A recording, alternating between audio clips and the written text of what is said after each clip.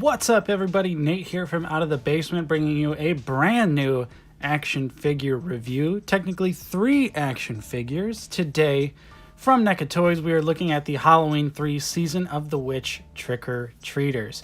Super duper excited to finally have these in the collection. Ever since they were shown off, I couldn't wait to get my hands on them. These are part of the 8-inch cloth goods figures, which is a little bit of a bummer in my book since I am usually more of a NECA Ultimate kind of guy, but I do have some of the cloth goods figures.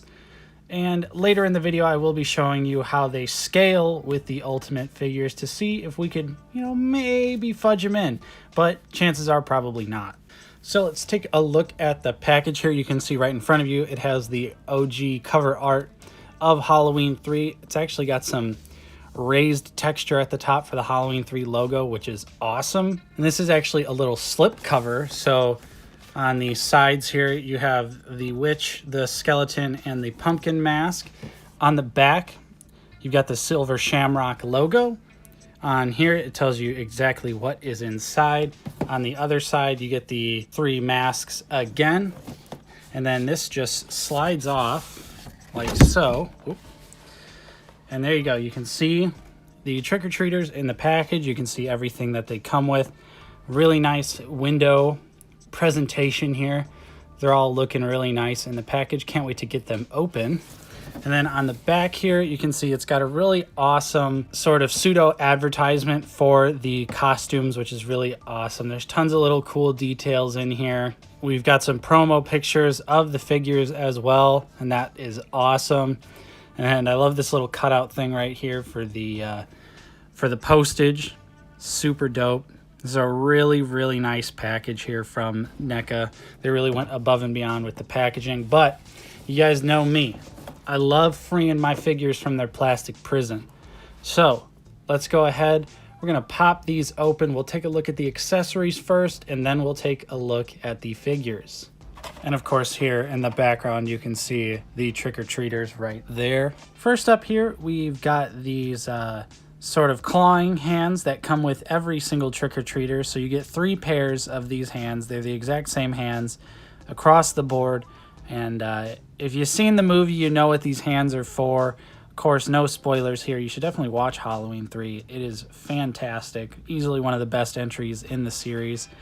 But the sculpt work looks really good on these. Not any paint at all on them. It's just sculpted skin-colored plastic there, but it looks good.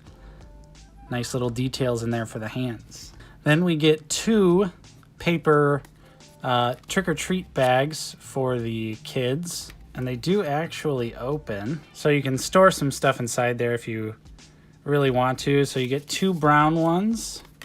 And then you also get a more plasticky style one that is the trick-or-treat bag. So there's nothing on the back there, but you do get the trick-or-treat right there. So that's really cool. Definitely would always prefer to have plastic over paper because these can get crumpled, destroyed. So yeah, I always prefer plastic, but these will do. These will do. Okay, and every trick-or-treater comes with an alternate head. First up here is the alternate skeleton trick-or-treater head, which looks amazing. You got a little snake slithering right out of the eyeball. If you know what's going on in the movie, you know what's happening with the context of this. It's got the little silver Shamrock logo perfectly applied right there. You can actually read it, and it does say Silver Shamrock Novelties on it. That is a crazy small print right there. Really wonderful details. You've got some really nice orange throughout the skull. You can even see the eyeball. It's kind of hard to see. You can kind of see it in there. But the eyeball is painted in to the actual skull, which is really awesome. Really nice details. And that just looks absolutely nasty. Love how that one turned out. Then we've got the witch head right here, which again, similar fate here. Let me just unclamp my light here so you can get a better look there. You can see the eyes sculpted, painted really nice on the inside. It's got a snake coming out of its mouth, all sorts of gory, disgusting details right there. And the hood is really nicely sculpted. It has like a slight grayish wash to it. There's the Silver Shamrock logo again right there. So that is the witch's head, looks really awesome. Then finally for the alternate heads, we have the pumpkin head, which again has a snake coming out of it, all sorts of little bugs and critters nicely sculpted on it. The paint application is really nice. Love the way it goes from the yellowish all the way up to the orange at the top. And then you got the green little pumpkin stem at the top as well. There is the Silver Shamrock logo right there. Looking really awesome. Let me see if I can zoom in. Yeah, check that out. Look at how clean that is applied. You can actually read that. So crazy for how small this really is. But of course, Neca always nails the sculpt work and the details. This is no exception. This is nothing new. And really love how all these alternate heads turned out. We do have to talk about the witch's hat, which doesn't actually go on the witch in the movie. It's actually on the pumpkin kid, so it fits on kind of like that. And I'll put it on the regular head when we get to the actual look at the figures here, but it actually has a little plug-in, so it plugs into the stem on top of the head, which is a really nice, smart feature there. And the hat does look nice, looks accurate to the movie. It's just a black hat with an orange rim. The painting is a little splotchy on the orange rim, especially like around here. You can see a lot of the black shining through. Not too big of a deal, since you know, you're not going to be really looking up that close to it, but it is there. And now finally, easily the best part, the best accessory of this set in my opinion, and that is the Silver Shamrock TV. It's a lenticular TV, so you got the Silver Shamrock logo. You can kind of see it going through here. There we go. That actually, really got to tilt it so you can see it on camera. Switches to the Silver Shamrock logo, and of course has the classic pumpkin on the front, and it is like an old school TV. It's hollow. It does have a little like wall mount peg there if you want to do that. There is a nice wash, like a old wood stained wash on the top, the sides and the bottom. Nothing on the back here, but the front has some really nice details. You can see the silver paint applications for all the knobs and switches on the TV and the speakers as well. Just looks really nice, really incredible work. And I love that there's a TV. We have an 8-inch scale TV for Neca toys. Of course, you could also use this for any other action figure that you want. So that is just really awesome. That's going to look really cool set up in the collection. So those were all of the accessories. And I gotta say that they pretty much came with everything you could possibly want for these figures. So without further ado, let's go ahead and take a look at the figures themselves. All right, and here are the Halloween 3 trick-or-treaters out of the packaging, on the stand, looking totally awesome. Like I was saying, you get the skeleton head, you get the witch, and you get the jack-o'-lantern. All 3 trick-or-treaters that are featured heavily in Halloween 3. And you can see they have some really nice cloth goods details on the costumes. You can see the normal non-decaying masks, I suppose we'll call it. And you can see how they hold the bags as well. And they all just look really nice together on the stand. They even all have their own little unique details, which I'll show one by one. They're all on the same body, so I will only be going over the articulation for one of the figures because they're all exactly the same, and it would just be pointless for me to be showing you over and over again the same articulation. So let's go ahead. We'll get them off the stand, and we'll start with the witch. So here is the trick-or-treater up close and personal. And you can see that the costume is very accurate to the movie. Looks really nice. It's really good cloth goods. I think it fits well. It's obviously a little baggy because it's supposed to be a Halloween costume. And the strings are kind of huge, especially tied around the neck for the cape piece right here, which the cape piece is actually a bendy wire, and you can see it's folded right here to cover some of that up, but it is a nice looking soft goods. You can see that it is very reflective. It feels nice. It feels very much like a cheap Halloween costume, which this is what it's supposed to be. The inclusion of the bendy wire is just fantastic. Love the way the orange contrasts with the black. It just looks so good. The clean mask also has some really nice, wonderful details in there. And the headpiece is, it comes off with it because the alternate head has its own headpiece, but you can see that it moves. It is not one piece with the mask, so you can move the inside mask without having to move the outside hood, or you can move it all together. It all moves and works really well. Down at the bottom of the costume, you got those cheap Halloween cuts that are always on these types of costumes. And then taking a look at the witch's shoes here, you can see just some brown, not really a whole lot of detail, brown and white shoes on the feet. They do have some sculpt work in there, but it is a little muddied up by just the two colors of paint. Yeah, it just looks really nice. The paint apps, the sculpt work, everything looks really good for the witch. Moving on to our little skeleton boy here, you can see that his head also features some really wonderful details. The black eyes are really glossy and definitely represent the sort of mask quality of the outfit. And of course, he's got the skeleton bones all throughout his little jumpsuit piece here. But the skeleton print looks nice, and he actually does have removable, so it's just Velcroed on the back here, and you can see that the silver Shamrock logo is there on the clean mask. It does look really nice, looks very accurate to the film. More bones, more details right there. His shoes have a little bit more detail to them. They've got some nice white, gray, and red paint apps. The shoelaces are painted cleanly, so the details do look a little bit better on these shoes. It is the same sculpt, they are just painted slightly different, so there you go. But Skeleton Boy's shoes definitely look better, and he looks great. Looks very accurate to the movie. And finally, we have the pumpkin Jackolantern, who just has the plain black jumpsuit. And like I was saying, you can see here, there's the peg, there's the stem. You just pop that on there, and it stays on there. Looks really nice. The clean mask also, really great details on there. Looks very accurate, looks very mask-like. I love that you can see the little eye hole cutouts within the triangles. Same thing with the mouth right there. Really nice details. You also get a silver little shamrock on the side here, which is not painted on the alternate head. You can see it there, but it's not painted, so that's a little bit of a bummer, but that looks great. There's also a subtle black wash, grayish wash over the actual pumpkin head to give it a little bit of texture, a little bit of detail. You can see the sculpt work on the top is really nice too. And that stem is a nice bright green.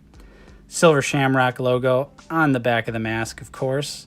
Looking really awesome. Can't believe how tiny that detail is and how legible it is. And the costume is just black, so it's not really anything special going on. And we have the same shoe sculpt, but this time they're blue, black, and white with these shoelaces detailed, painted out there. You can see the paintwork does definitely get a little sloppy on those laces, but really not a big deal because the main attraction is the masks, of course.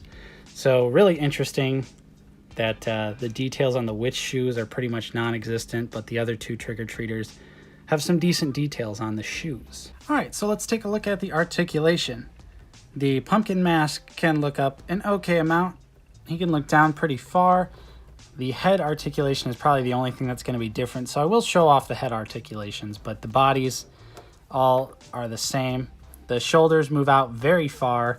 Of course, you can rotate them. Can't really rotate them all the way around because of the cloth outfit, but they do have that rotation there. Double jointed elbows, which go all the way up, get way more than 90 degrees right there.